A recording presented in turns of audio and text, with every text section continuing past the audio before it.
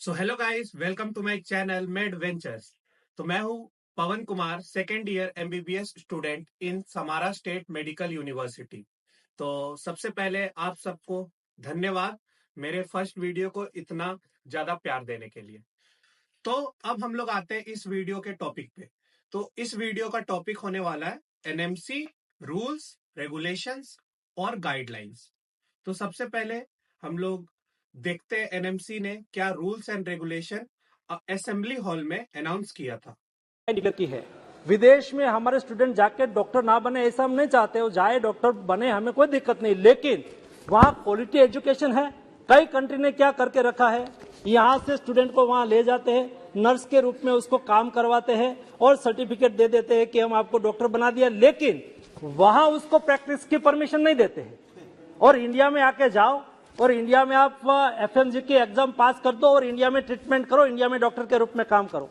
इसलिए भारत सरकार ने निर्णय किया है कि विदेश में पढ़ने जाने वाले सभी स्टूडेंट को 3 बातों को एश्योर करना है, और सभी आपके द्वारा भी, आपके पास भी कई स्टूडेंट आते रहते हैं। एक, यहाँ नीट क्वालिफाइड होना चाहिए, वो ही विदेश में पढ़ने के लिए जा सकते हैं। दूसरा, इंडिया में 5.5 साल का कोर्स है, इंडिया इक्विवेलेंट कोर्स, दुनिया में जिस कंट्री में हो वहां ही जा सकता है। तीसरा, जिस कंट्री में जाए उसको रजिस्ट्रेशन वहां प्रैक्टिस करने का भी मिलना चाहिए। वहां उसको प्रैक्टिस करने का परमिशन मिलती नहीं है, रजिस्ट्रेशन मिलता नहीं है, और उसको यहाँ इंडिया में छोड़ देते हैं, वो देश की हेल्थ के लिए ठीक नहीं है। इसलिए हमने 3 बातों को सुनिश्चित कर दिया है।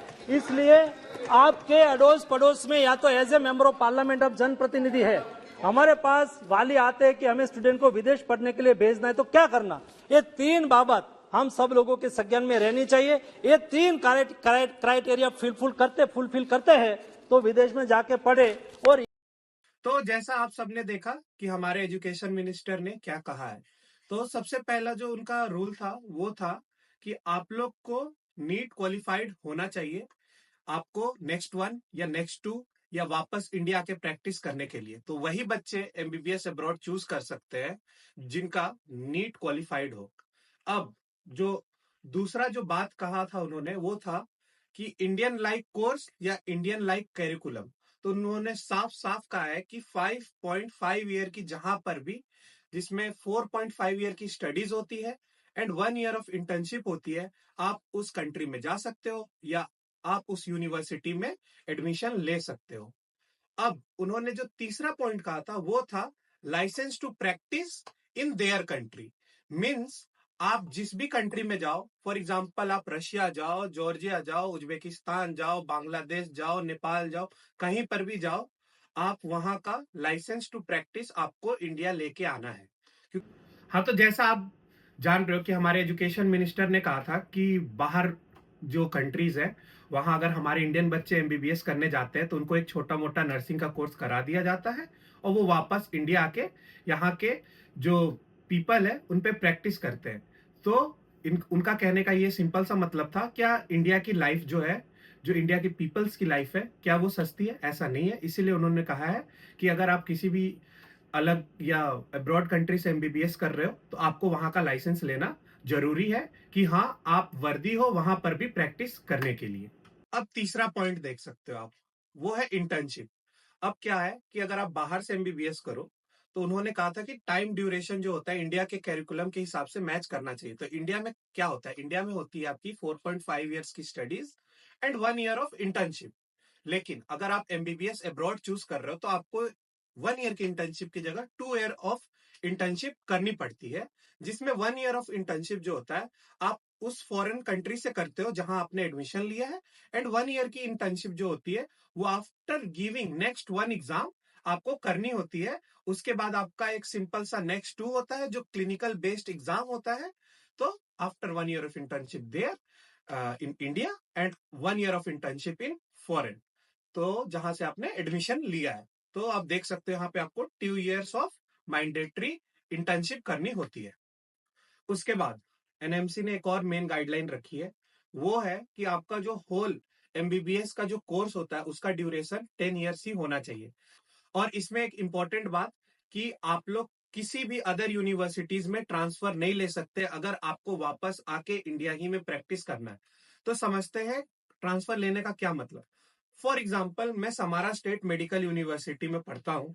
अगर मान लो किसी भी रीजन की वजह से मुझे ये यूनिवर्सिटी अच्छी नहीं लगी, और ये चीज मुझे रियलाइज हो रहा है मेरे एमबीबीएस के जर्नी के सेकेंड ईयर में, तो मुझे अगर ट्रांसफर लेना है रशिया ही में, फॉर एग्जाम्पल मुझे उराल में ट्रांसफर लेना है, तो मुझे वहां पे फर्स्ट ईयर ही में जाके ट्रांसफर ले सकता हूं मैं। क्यों? क्योंकि इंडिया ने कहा है कि आपकी जो होल एमबीबीएस की जो स्टडी होती है वो एक ही यूनिवर्सिटीज से होनी चाहिए।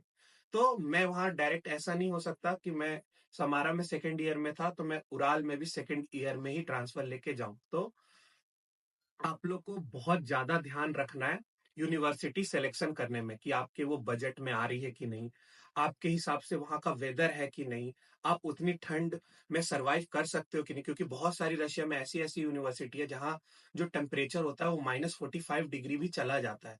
तो अगर आपको ठंड ज्यादा लगती है तो आपको वो सब यूनिवर्सिटीज को अवॉइड करना है। या फिर किसी किसी का होता है सपना कि उन लोग को जैसे इंफ्रास्ट्रक्चर बहुत अच्छा चाहिए, घूमने के प्लेसेस बहुत अच्छे चाहिए, अपने हॉस्टल के बगल में मॉल या कोई अच्छा सिटी का, मतलब जैसे वेंचर्स होते हैं, स्पेस म्यूजियम होते हैं, ऐसा कुछ चाहिए घूमने वगैरह, या रिवर किसी को अच्छा लगता है कि हाँ मेरी यूनिवर्सिटी के अगल बगल एक रिवर हो जहाँ मैं शाम में जाके वॉक वगैरह कर सकता हूँ। तो आप ये सब पहले ही डिसाइड कर लो आप लोग को कौन सी यूनिवर्सिटीज में एडमिशन लेना चाहिए, उसके अगल बगल का आप देख सकते हो क्या है कंडीशन क्या नहीं है। तो बहुत ही सोच समझ के आप एडमिशन लो। तो आपकी जो होल एमबीबीएस का जो कोर्स होना चाहिए वो विद इन 10 ईयर के अंदर कंप्लीट होना चाहिए। तो प्लीज जो भी बच्चे यहाँ आ रहे हो वो अच्छे से पढ़ाई करो, क्योंकि देखो अगर आप यहाँ देखोगे तो आपकी जो फुल एमबीबीएस की जो कोर्स होती है वो हो जाती है आपकी 6 ईयर। ठीक है। उसके बाद आप इंडिया जाते हो, आप नेक्स्ट वन देते हो, उसके बाद अगर आप मान लो फर्स्ट अटेम्प्ट में क्वालिफाई कर गए तो आपको फिर 1 ईयर ऑफ इंटर्नशिप करनी होती है। तो आपका जो टोटल टाइम पीरियड आपका जो कंज्यूम हो जाता है इस टाइम पीरियड में, तो वो हो जाता है आपका 7 ईयर। तो जरूरी नहीं है किन्हीं बच्चों का फर्स्ट ही अटेम्प्ट में नेक्स्ट वन निकल जाए। तो उनके पास कितने अटेम्प्ट लेफ्ट है? बस 3 अटेम्प्ट बच्चों लेफ्ट है। तो प्लीज आप लोग यहाँ आओ तो दिमाग में ये सोच के आओ कि आप लोग को यहाँ स्टडीज प्रॉपर करनी है, नहीं तो आपके पास सिर्फ 3 मोर अटेम्प्ट बचेंगे आपको नेक्स्ट वन क्लियर करने का, और आपको इंडिया में लाइसेंस टू प्रैक्टिस अचीव करने का। तो आप प्लीज यहाँ आओ तो सोच समझ के आओ कि हाँ आपको यहाँ पढ़ना है, अच्छे से पढ़ना है अगर आपको वापस इंडिया जाके प्रैक्टिस करनी है तो। उनका जो फिफ्थ रूल ये था कि जो मीडियम ऑफ इंस्ट्रक्शन या मीडियम ऑफ टीचिंग जो होनी चाहिए वो इंग्लिश में ही होनी चाहिए। बहुत सारी यूनिवर्सिटीज हैं जहां पे बच्चों को ये बोल के एडमिशन ले लिया जाता है कि ये मेरी यूनिवर्सिटी है वो कंप्लीटली इंग्लिश मीडियम है, बट वो यूनिवर्सिटीज बायलिंगुअल होती है, जहां आप जिस कंट्री में जा रहे हो वहां का भी लैंग्वेज में आपको पढ़ाया जाता है, और कुछ जो टाइम पीरियड की आपकी जो ड्यूरेशन होती है वहां पे आपको इंग्लिश में पढ़ाया जाता है। तो प्लीज बच्चों वो सब आप यूनिवर्सिटीज को अवॉइड करो। अब हमारे वीडियो का जो नेक्स्ट पॉइंट है वो होने वाला है difference in MBBS in India and MBBS in abroad. तो पहले हम लोग बात करते हैं अगर आप इंडिया से एमबीबीएस करो तो क्या डिफरेंस आता है। तो उसमें डिफरेंस आता है कि 4.5 ईयर का आपकी स्टडीज हो गई, उसके बाद आप डायरेक्ट नेक्स्ट वन देते हो, नेक्स्ट वन क्वालिफाई करने के बाद आपको नेक्स्ट टू देना होता है, उसके बीच में आपको होता है 1 ईयर ऑफ इंटर्नशिप, उसके बाद आप नेक्स्ट टू देते हो, उसके बाद आपको इंडिया में लाइसेंस टू प्रैक्टिस करने का मिल जाता है। तो आपके कितने टोटल ईयर गए?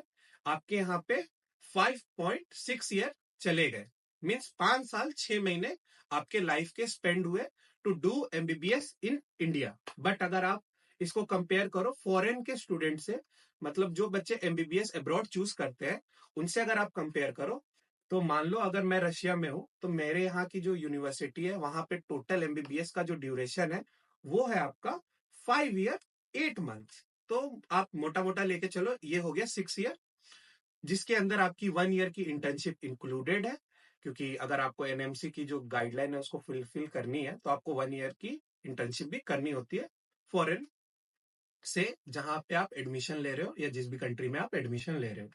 तो ये हो गया, तो मीन 6 ईयर आपको होल लग गए यहाँ। उसके बाद आप वापस इंडिया जाओगे, नेक्स्ट वन दोगे। अगर आपका नेक्स्ट वन फर्स्ट ही अटेम्प्ट में क्लियर हो जाता है तो उसके बाद फिर आपकी 1 ईयर की इंटर्नशिप इंडिया में होगी। उसके बाद आप नेक्स्ट 2 दोगे, उसके बाद आपको licence to practise in India मिल जाएगा।